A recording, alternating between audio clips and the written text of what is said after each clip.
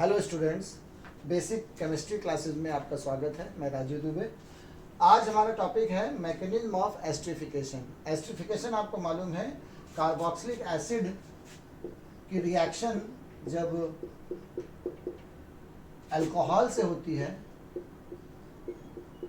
तो एसिड की प्रेजेंस में एस्टरिफिकेशन होता है और फाइनली हमें यहाँ पर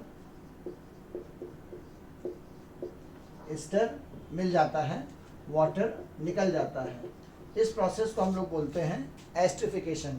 इसका रिवर्स होता है जिसको हम लोग कहते हैं हाइड्रोलिसिस, और फाइनली उसमें कार्बोक्सिलिक एसिड और अल्कोहल मिलता है। खैर हमें मैकेनिज्म ऑफ एस्टरिफिकेशन के बारे में बात करनी है, तो एस्टरिफिकेशन में जो इसकी मैकेनिज्म है हम लोग उसके बारे में बात करते हैं। मैकेनिज्म में खास बात यह है कि रिएक्शन देख के लगता है कि कार्बोक्सिलिक एसिड एसिडिक होता है तो वो H देता होगा, और अल्कोहल कार्बोक्सिलिक एसिड से वीक एसिड होता है तो इसमें से OH निकलता होगा और फाइनली हमारा ये प्रोडक्ट बन जाता है। लेकिन ऐसा नहीं होता है।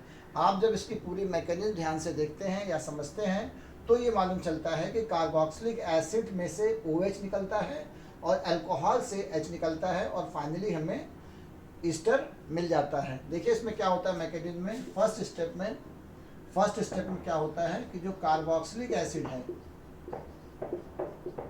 ऑक्सीजन के पास लोन पेयर है, इस पे जब प्रोटॉन अटैक करता है तो ये प्रोटोनेटेड कार्बोक्सिलिक एसिड मिल जाता है। RC+OH,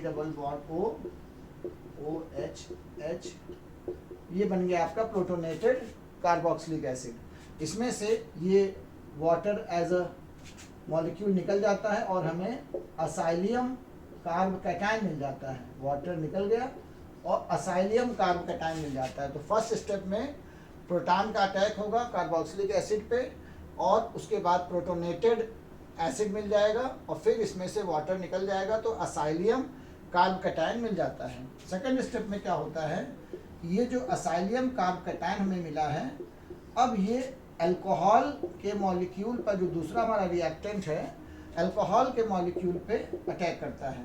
ये RC+O, ये आपका अल्कोहल पे अटैक करता है और फिर ये हमें इस तरह से देखिए ROH C+O, ये R डैश अल्कोहल का है।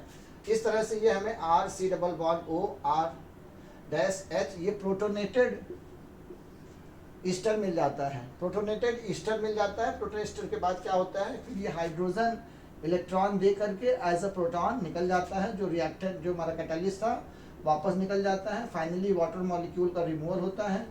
तो इस तरह से आप देखिए तो हमें ROC+O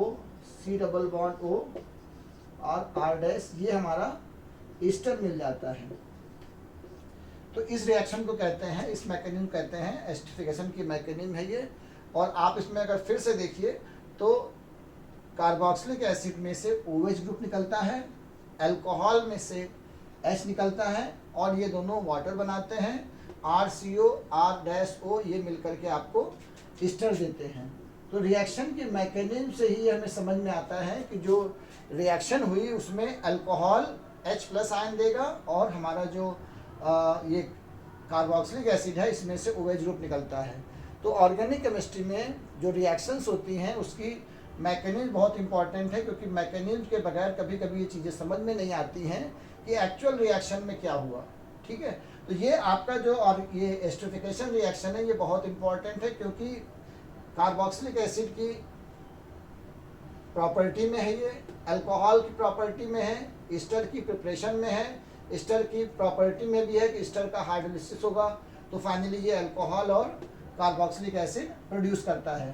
तो ये वीडियो आपको कैसा लगा, इसमें अपने सुझाव दीजिएगा, सब चैनल को लाइक कीजिएगा। ओके, धन्यवाद।